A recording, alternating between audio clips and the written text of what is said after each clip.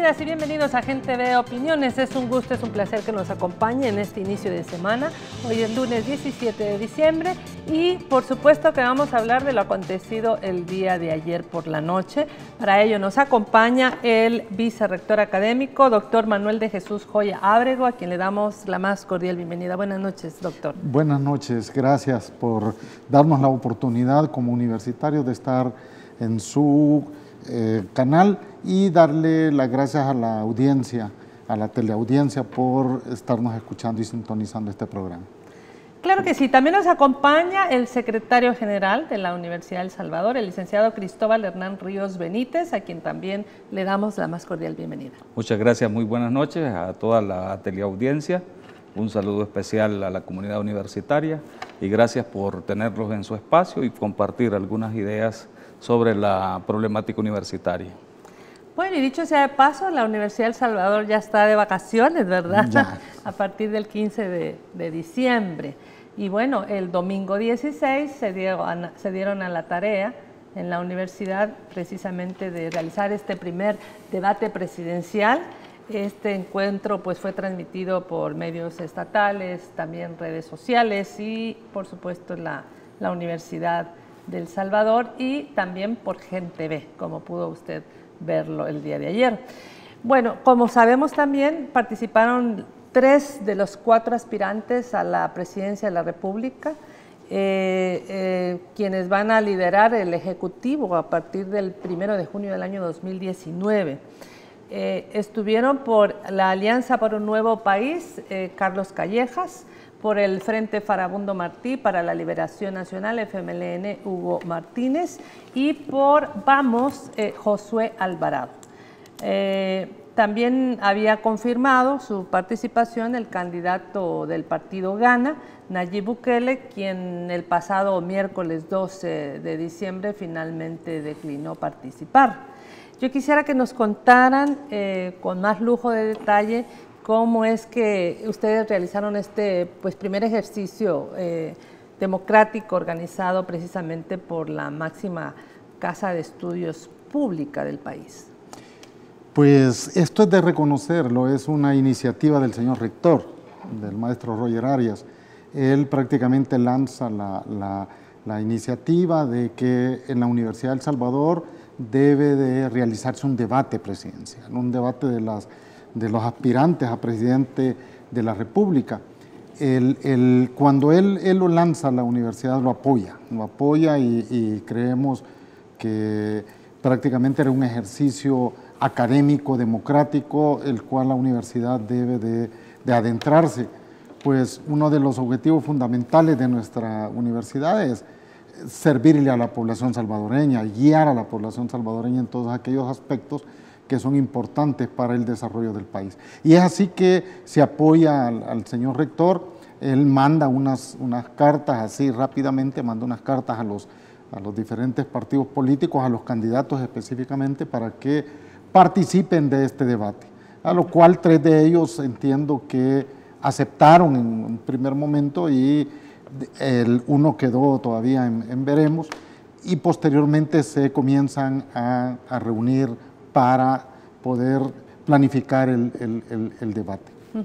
Bueno, sabemos que en la Universidad de El Salvador existen órganos superiores que la conducen, que la administran. Está el Consejo Superior Universitario y está una Asamblea General Universitaria, que es el máximo órgano de conducción de la Universidad de El Salvador. Aquí está su secretario general y quisiera que también nos contara cómo es el licenciado Hernán Ríos. ¿Cómo fue la organización? ¿Quiénes participaron de la discusión? ¿Cómo fue que se dio este apoyo, como dice el doctor, de las diferentes instancias de la universidad?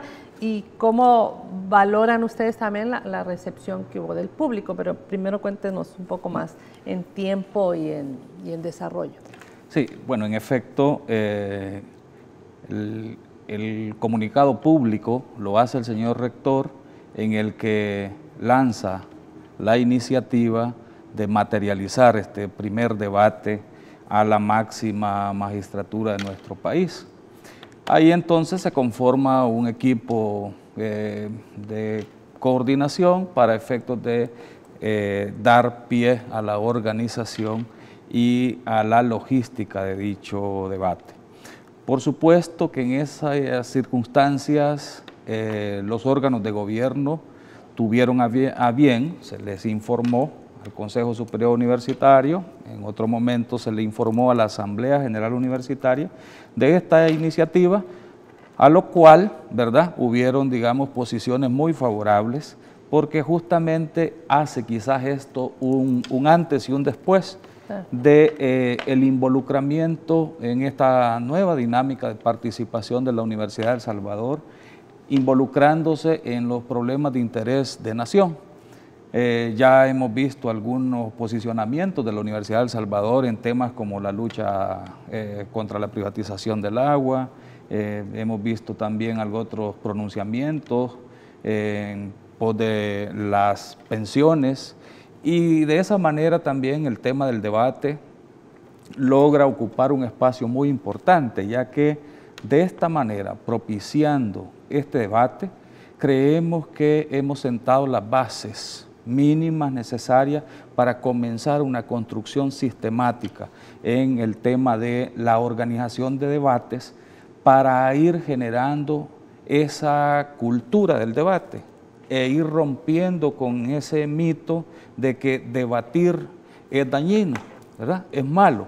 Por el contrario, debemos de asumir que el debate deben de ser aquellos espacios en donde los candidatos tienen reglas claras, pero que además, cuando se propician condiciones para un debate, entonces de alguna manera hay cierta garantía, cierto compromiso social de los candidatos para que las propuestas que se planteen tengan un poco de más fundamento, mayor credibilidad y, por supuesto, lo más importante, el compromiso de que de llegar al cargo al que aspiran, justamente van a luchar por esas propuestas, porque se han expuesto al escrutinio público, al escrutinio de la sociedad, porque si no, entonces las propuestas caen muchas veces en sacos rotos, porque como decimos, de ofrecer nadie se queda pobre, y creo yo que es justamente ese espacio de compromiso social que los universitarios debemos de generar en los políticos, para que de manera sincera, franca y sobre todo con un compromiso social se involucren y luchen por esas propuestas que le han hecho al pueblo en aras de lograr su mejoría. Bueno, ya lo dice el licenciado Ríos, la importancia que tiene que la Universidad de El Salvador pueda ser una plataforma también de construcción democrática, en este caso en la cultura de debate, que poco se ha hecho en el país. Doctor Joya, yo quisiera, se habló también de que primero se acordaron unas reglas, que después no había reglas, que se cambiaron las reglas. Yo quisiera que usted le aclarara a la audiencia esa situación en donde obviamente hubo una organización previa, hubo reglas del juego, incluso vimos por redes sociales cartas firmadas, y también con relación a las temáticas, ¿cómo acordaron ustedes X, Z, Y temática que fue la que llevó a cabo el debate?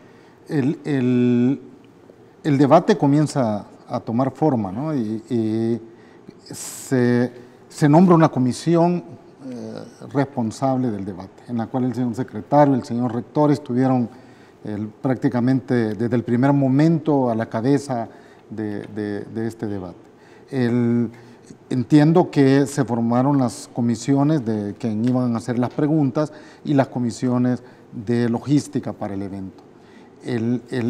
Estaban incluidos en ellas los partidos políticos. Los partidos políticos en ningún momento estuvieron fuera.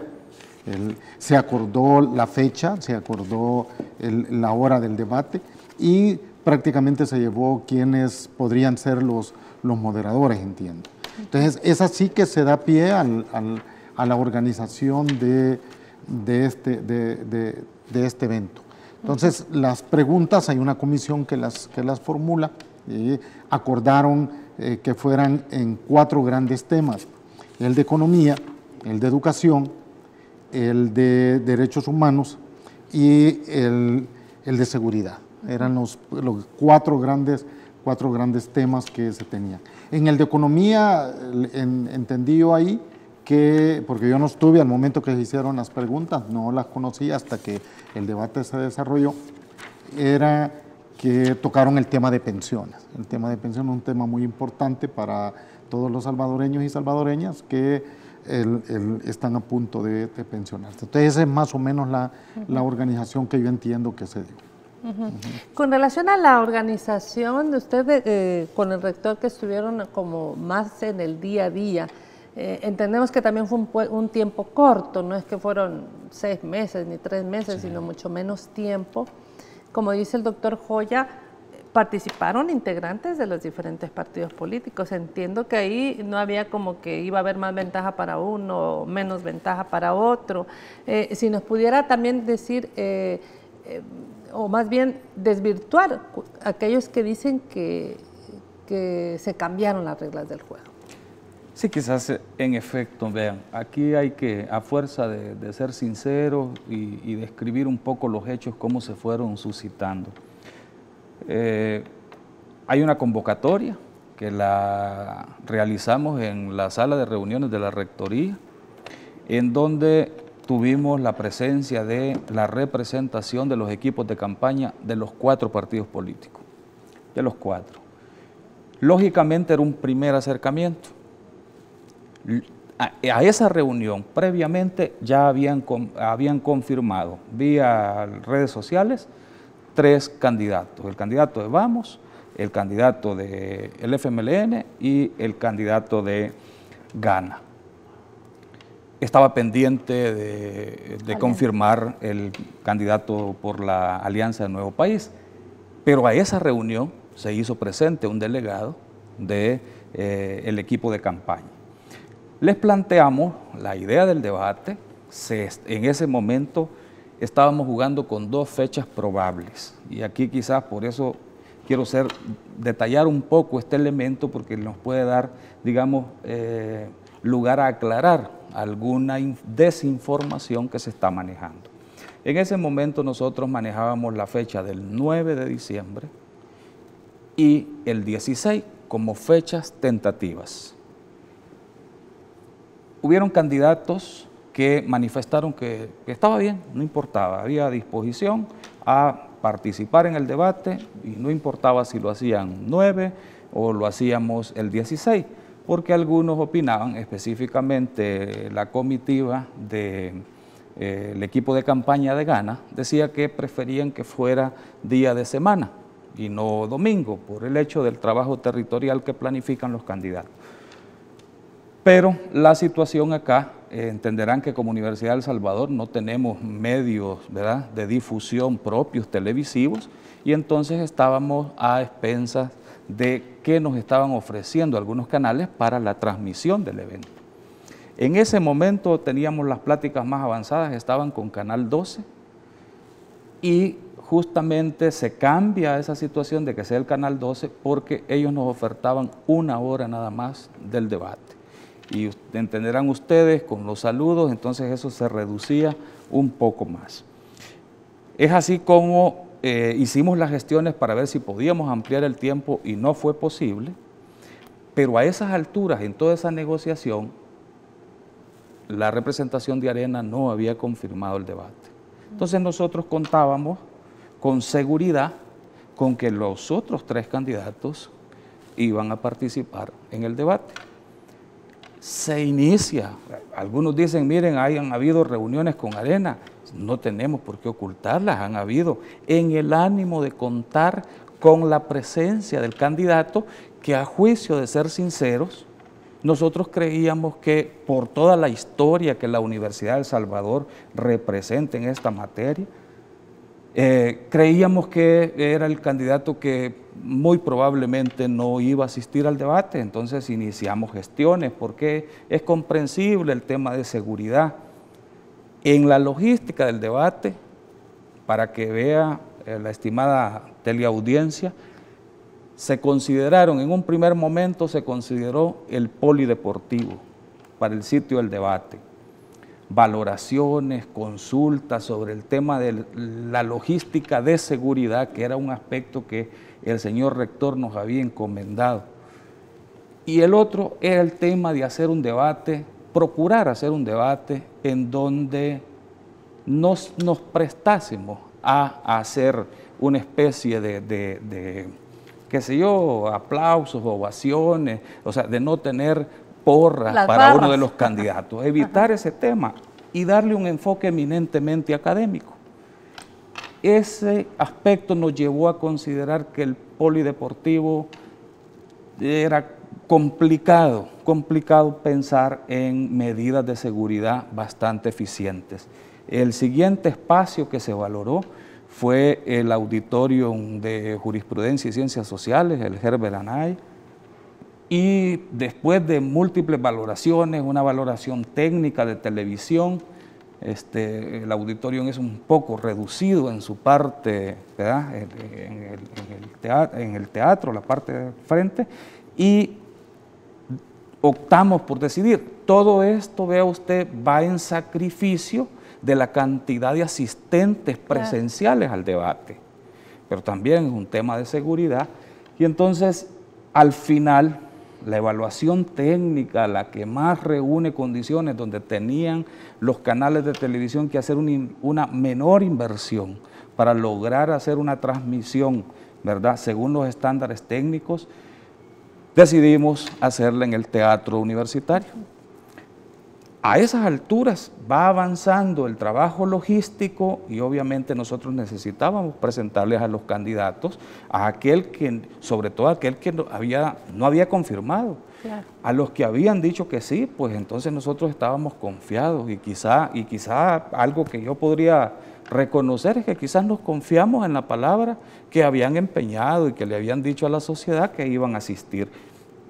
Puede ser, es un error que no hayamos seguido quizás, ¿verdad?, martillando algunas cosas, pero nos interesaba justamente eso. Es así como comenzamos a darles una determinada detalles de cuáles iban a ser las condiciones del debate. No íbamos a permitir presencia de los asistentes con identificación partidaria. No íbamos a permitir que se abucheara, se aplaudiera, ¿verdad?, a uno u otro candidato, sino un acto de cortesía que justamente demostrara que las preguntas o las temáticas que se estaban analizando justamente tenían y llevaban ese enfoque. Por eso el señor rector nombra una comisión de académicos para que elabore un conjunto de interrogantes con sus marcos de referencia, pero fíjese que hasta en eso el señor rector fue tan cuidadoso en decir, elabórenme, ¿verdad?, una batería de preguntas, y posteriormente se pasó a otro nivel esa batería de preguntas para hacer un segundo filtro, y por último se queda esa situación a nivel donde el señor rector con el moderador trabajan ya en definitiva el formato de las preguntas, en donde se les plantea a usted, si vieron el debate, en que hay un enfoque o una referencia sobre la problemática y obviamente esos son algunos de los aspectos. Aquí hay mucha gente involucrada, a la cual yo aprovecho el espacio para mandarles un caluroso saludo, una felicitación y un agradecimiento sincero, porque realmente han demostrado, ¿verdad?, un alto compromiso universitario y sobre todo quizás esa aspiración y esos deseos de que las cosas nos salgan de la mejor manera posible. Claro que sí. Con esto voy a ir a la primera pausa y al regresar vamos a profundizar en el siguiente bloque sobre precisamente el contenido de las propuestas, las temáticas que fueron abordadas el día domingo 16 de diciembre por la noche. Ya regresamos.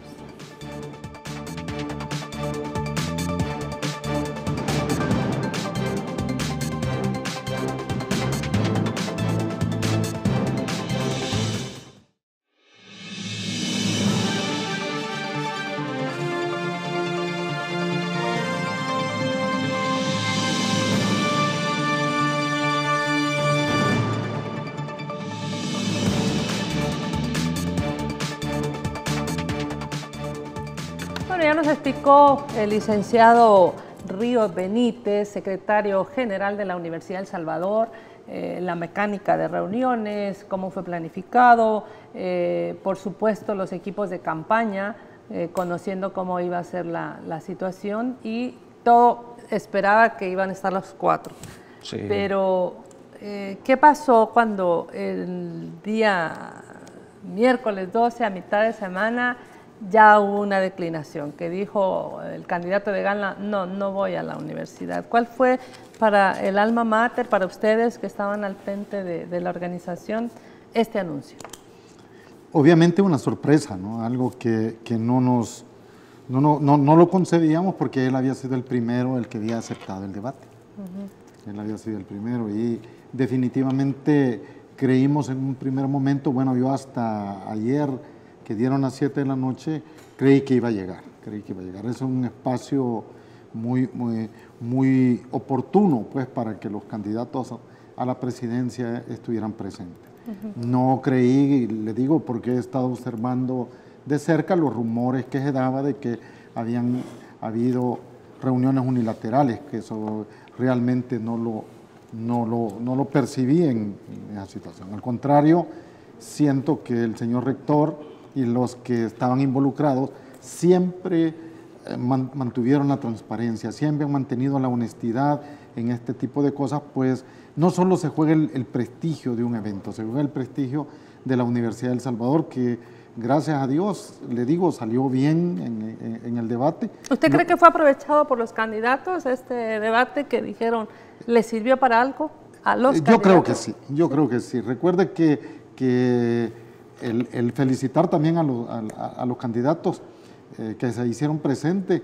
Mire, el estar en la Universidad de El Salvador, yo creo que los que sabemos que como siempre ha sido de crítica, de propositiva la Universidad de El Salvador, el estar ahí ya lleva un cierto riesgo en cuanto a qué voy a decir, qué voy a debatir. Y nos preocupaba tanto la seguridad, le digo, que también ese era un motivo de nosotros para decir, mire, tenemos que salir bien en este debate.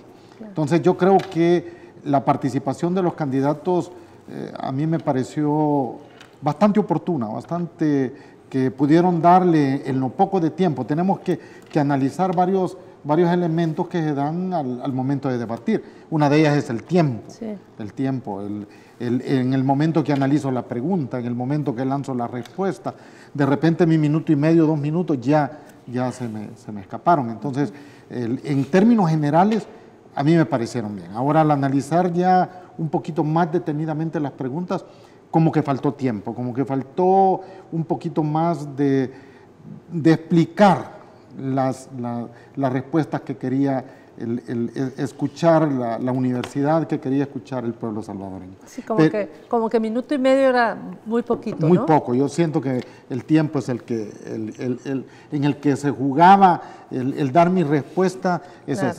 Queda experiencia para otros debates. Yo creo que el debatir sobre la presidencia de la República debe de tener un espacio de tiempo mucho más extenso. Claro que sí. Yo quisiera que veamos ahora lo que dijeron los candidatos presidenciales por el FMLN, Arena y Vamos en este primer debate presidencial sobre las propuestas de educación a continuación. Me gustaría, candidatos, que pueden citar al menos 3 medidas concretas que ustedes impulsarían de llegar a la presidencia para elevar la calidad de la educación en El Salvador. En la educación yo concibo, y quiero expresar esto de una persona que conozco, un joven, que empezó a estudiar en una escuela de mexicanos. Su aplicación le permitió a ganar una beca y pasar a estudiar al Liceo Salvadoreño. Uno de ellos es analizar la posibilidad de bajar la universidad de 5 a 4 años, que daría mayor capacidad para muchos jóvenes. Yo saqué mi bachillerato y después saqué mi licenciatura en 4 años. Realmente se puede, si se hacen bien las cosas. Por otro lado, yo creo que sí se puede incrementar, si no me equivoco, el presupuesto de la UES anda alrededor de $70 millones. No solo voy a aumentar el presupuesto, sino que estoy claro que les voy a dar instalaciones de propiedades del Estado para que se pueda construir más edificios, más laboratorios, para que la universidad pueda absorber a los estudiantes que se quedan fuera del proceso de admisión. Pero también no solo se trata de construir edificios, se trata de llevar la educación a los departamentos y los municipios. La Universidad de El Salvador tiene un convenio con Adel Morazán, por ejemplo, donde se pueden impartir unas carreras en Morazán sin necesidad de tener un edificio, sin necesidad de tener unas instalaciones, y así podemos ir progresivamente extendiendo la universidad, con una formación técnica que le permita a los jóvenes salir después de bachillerato más 6 meses con un primer empleo como salida lateral y luego continuar sus estudios universitarios. Bueno, licenciado Ríos, ¿cómo valoran, cómo ven esta propuesta inicial, digamos, hecha por los candidatos sobre el tema de educación? Bueno, vean, en efecto, el tema educativo es un tema sumamente sensible y profundo, difícil para poderlo abordar en 1 minuto y medio, 2 minutos máximo, pero igual los tiempos de televisión son tiempos muy críticos. Vean, en efecto, yo sí creo que una de las aspiraciones de la academia y de la Universidad de El Salvador es justamente poder llevar la universidad lo más cerca de la gente que requiere de sus servicios. Y justamente porque ya somos parte de eso, hemos encarnado ese proceso, y si no, veamos la historia, cómo surgieron las facultades multidisciplinarias de Occidente, de San Vicente, la Paracentral y la de Oriente, justamente por esa visión de que muchos universitarios dijeron, llevemos la universidad. Si los candidatos, en este caso, se hacen esta propuesta, pues entonces lo que sí quisiéramos, y creo que esa es una deuda que quedó pendiente en el tema del debate, porque hubiésemos querido justamente que los universitarios conocer, saber, primero, cuánto es la inversión que están pensando hacer para llevar esa universidad. Ya decía el candidato del FMLN, podríamos buscar eso, sí, perfecto. ¿Hay instalaciones que se pueden utilizar? Sí. ¿Podemos irnos por la vía de optimizar los recursos? Sí. Pero al fin y al cabo, eso va a necesitar un incremento de recursos.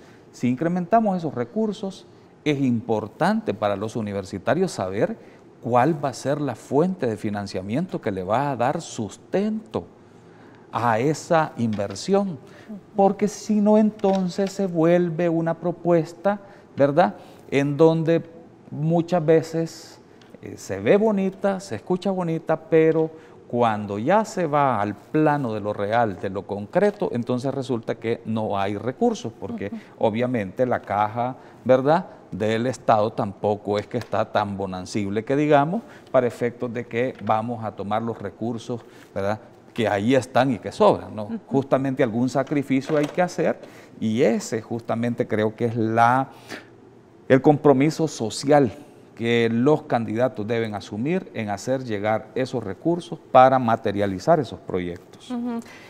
Precisamente usted como vicerrector administrativo, académico, que trabaja conjuntamente con el administrativo y con la rectoría para ver cómo está lo que dice el licenciado Ríos, la caja también de la universidad. ¿Por qué es necesario que se aumente el presupuesto de la UES?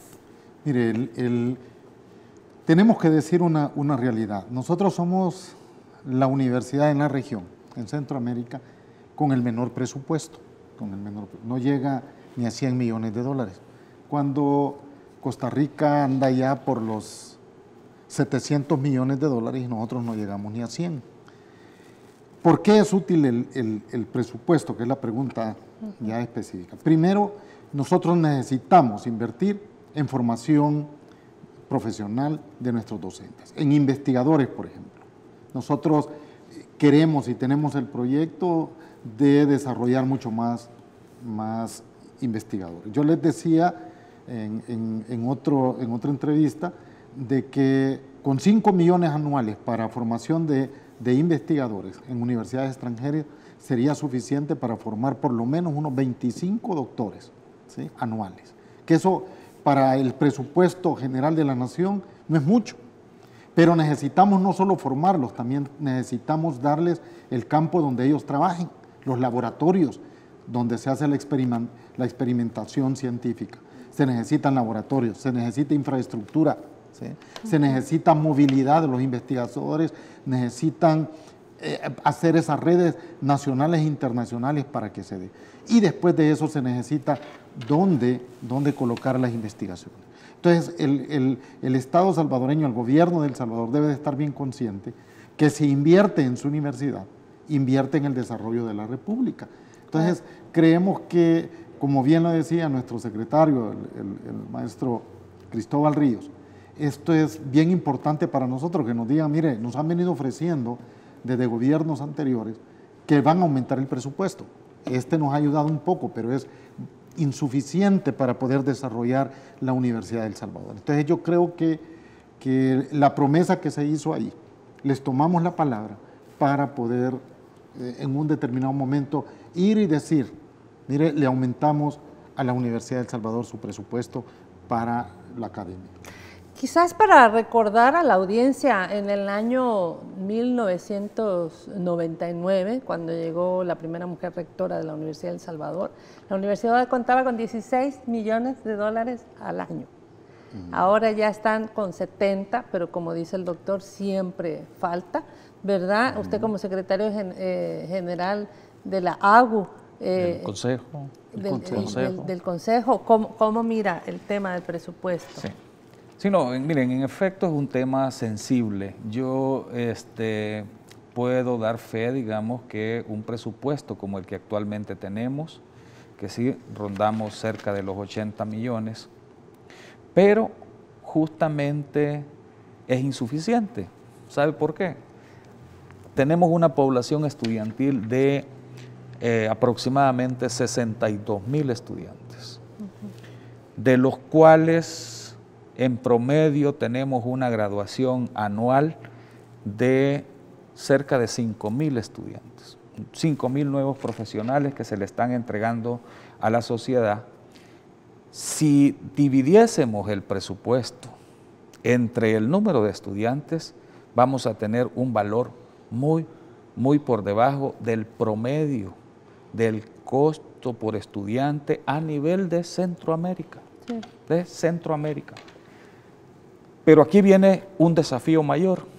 Cada año tocan a las puertas de la Universidad de El Salvador entre 23 y 25,000 bachilleres, de los cuales son aceptados entre 9, 10 y por ahí creo que hay un pequeño pico que llegamos cerca de los 11,000 bachilleres aceptados en la universidad, lo cual significa que aceptamos menos del 50% de los estudiantes que aspiran.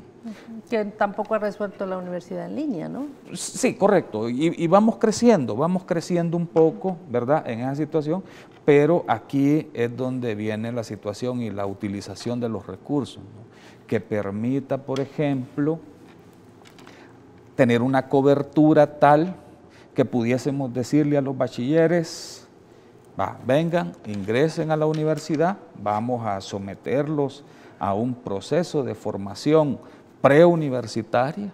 Eso, entenderá usted, implica docentes, espacios físicos, material didáctico, para poder tener ese espacio de adecuación que condicione y que mejore los aspectos para que el bachiller pueda someterse a una prueba preuniversitaria para el ingreso que mejore su desempeño, que genere mayores condiciones y mayor confianza. Yo estoy claro que una nota no define la capacidad de un estudiante, pero ante 25,000 bachilleres y con la capacidad instalada que tenemos para 9, para 10,000, entonces nos vemos sometidos a aplicar estas pruebas.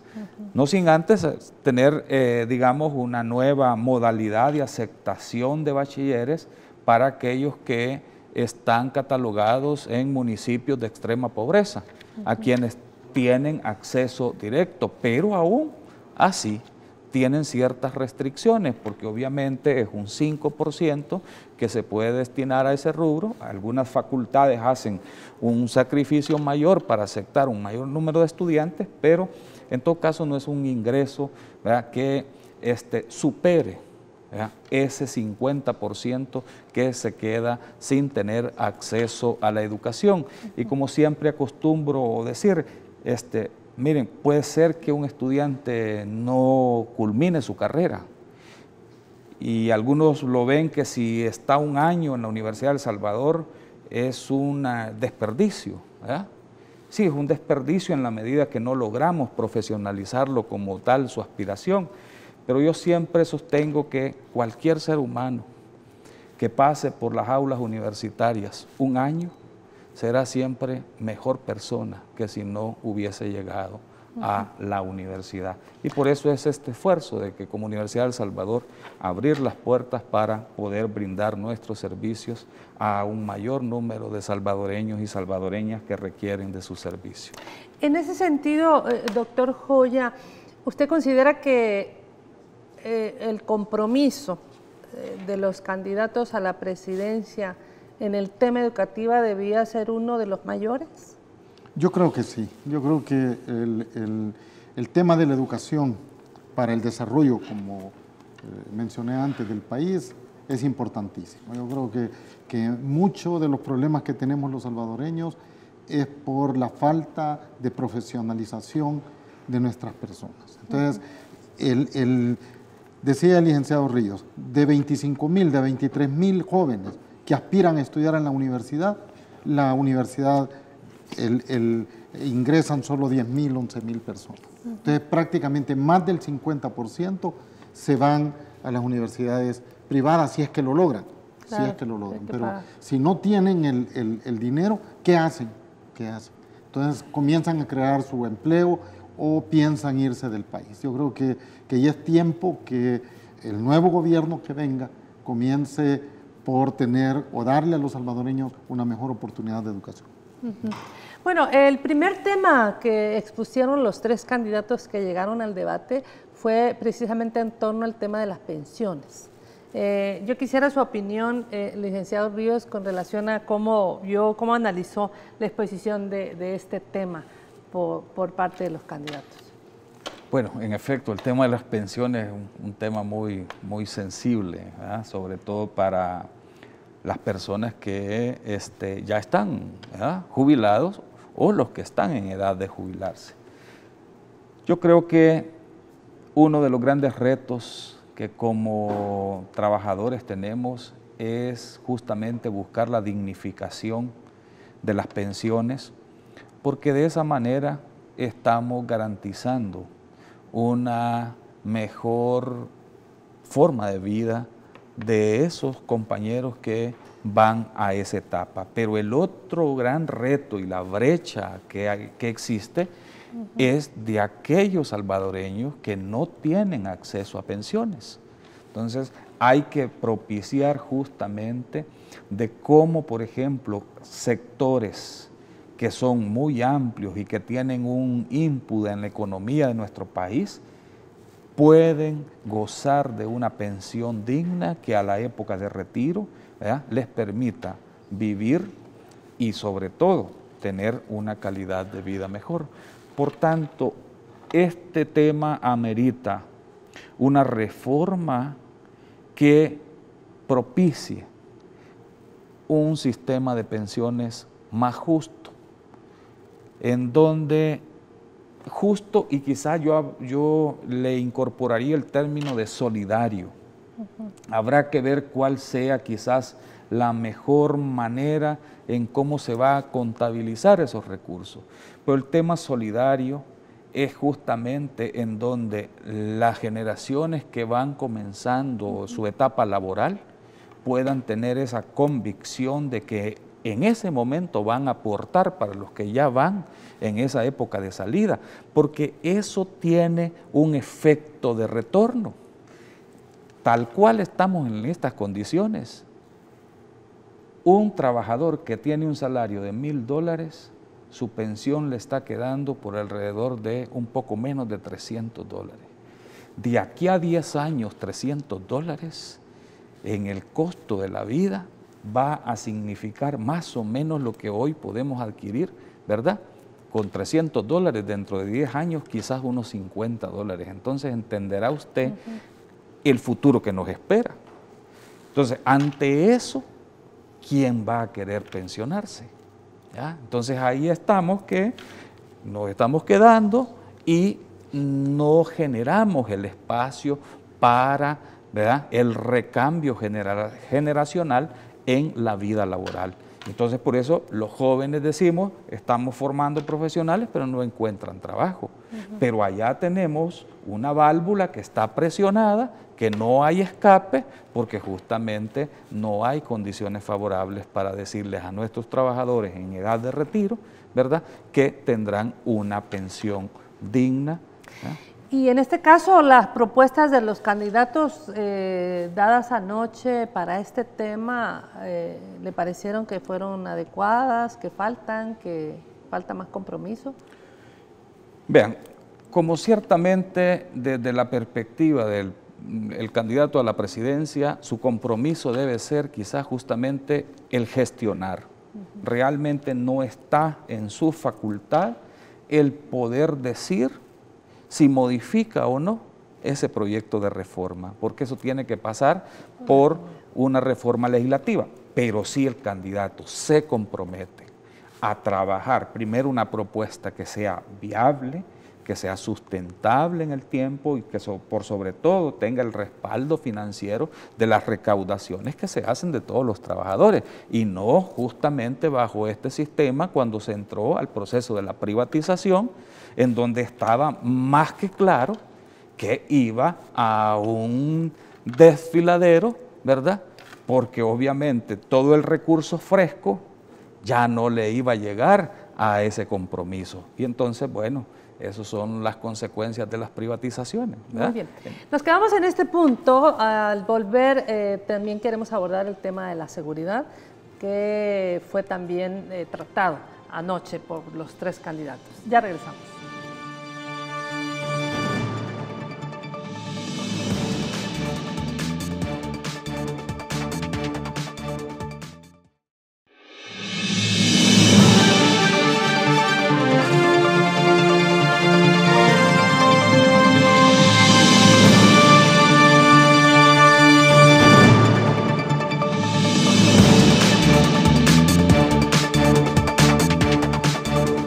Bueno, precisamente el tema de pensiones es un tema que no solamente trae una serie de discusiones y varias salidas, no solamente por candidatos, sino por legisladores, por políticos, etcétera, en El Salvador y en el mundo.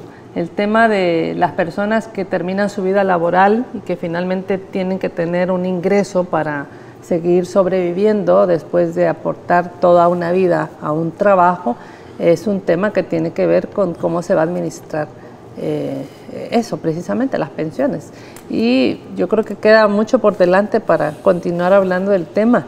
Sin embargo, doctor Joya, si quiere aportar sobre ese mismo tema y también decirme qué le pareció el tema de seguridad y derechos humanos, que fueron otros dos temas abordados por los candidatos.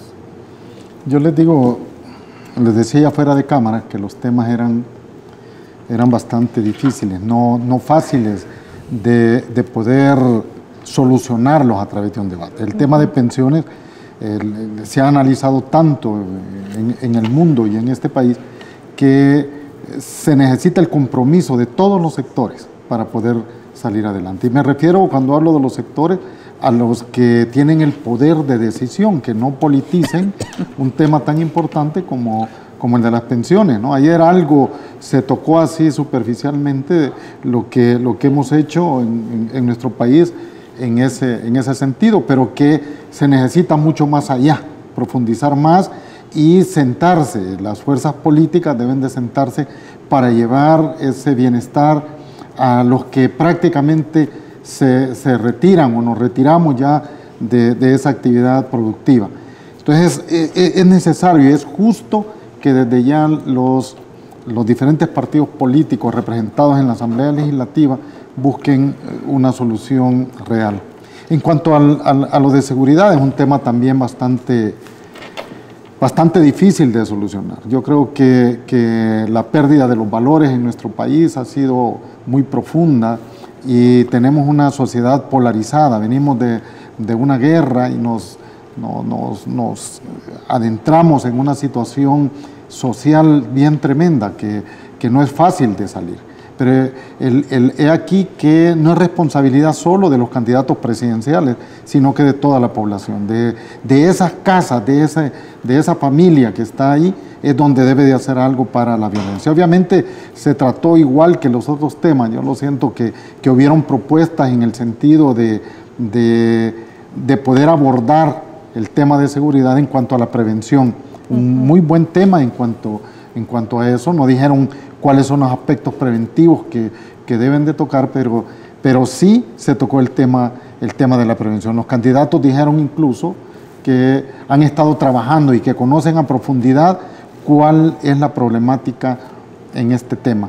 Y es ahí que yo no escuché en el debate propuestas que nos llevaran a decir, mire, este candidato abordará muy bien el tema de la seguridad. Muy bien.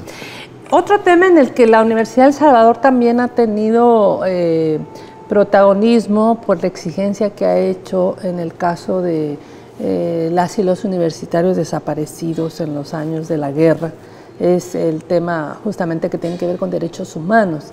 ¿Qué opinión le merece, secretario, lo que ayer se dijo? Sí, vean, en efecto, yo creo que hay un aspecto quizás en común que siento que se está comenzando a reconocer, y es justamente el derecho a conocer la verdad. Hay muchos salvadoreños, muchos universitarios, que, como decía un candidato, se acostaron una noche en familia y al amanecer hacía falta alguno o todos.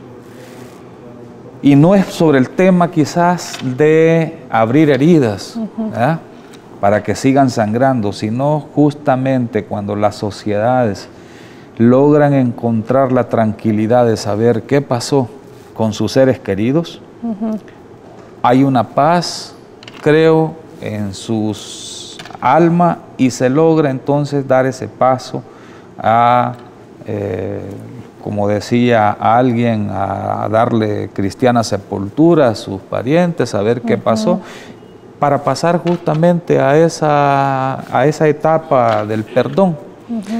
Pero ante eso, creo que como salvadoreños y como universitarios estamos en el derecho de exigir que se esclarezcan las cosas, que haya una reparación de los daños a las víctimas. Si no, revisemos, por ejemplo, lo ocurrido con este caso trágico del Mozote. Hoy recientemente el señor vicerrector solicitaba al Consejo Superior que se ampliara un acuerdo en el cual se les da ingreso a los hijos de las personas de ese lugar, ingreso a la universidad, como una medida de reparación de daños y de poder tenderles esa mano justamente.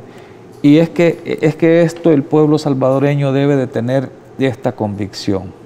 No se busca conocer la verdad solamente para buscar responsables, sino justamente para propiciar las condiciones que permitan conocer la verdadera historia de cómo ocurrieron los hechos, con un único propósito, y es que todos los salvadoreños y salvadoreñas trabajemos para que esto no se vuelva a repetir, porque ahí está la clave de esta situación.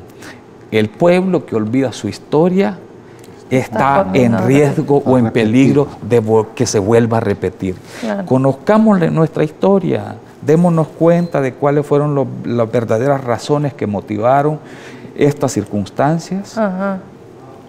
Hagamos todos los aspectos, todos, como un pacto de país que permita a todos decir, estas cosas bajo ninguna circunstancia debemos permitir que se vuelvan a repetir. Porque, como dice por ahí, ¿verdad?, el mal llega hasta donde los buenos lo permiten.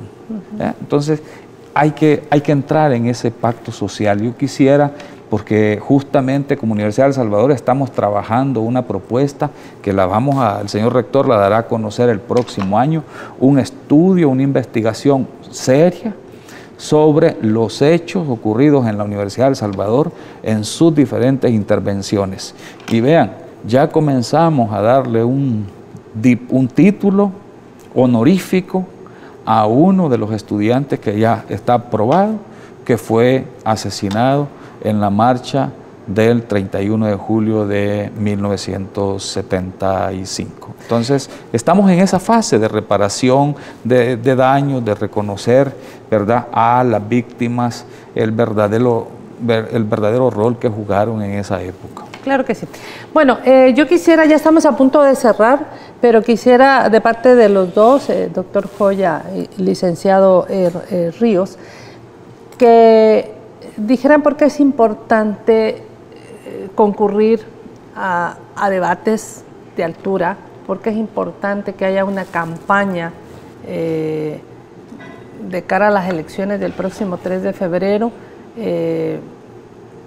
que realmente le dé a la ciudadanía elementos de juicio para que vayan a votar. Yo considero que el lugar donde verdaderamente se conoce a un candidato es debatiendo.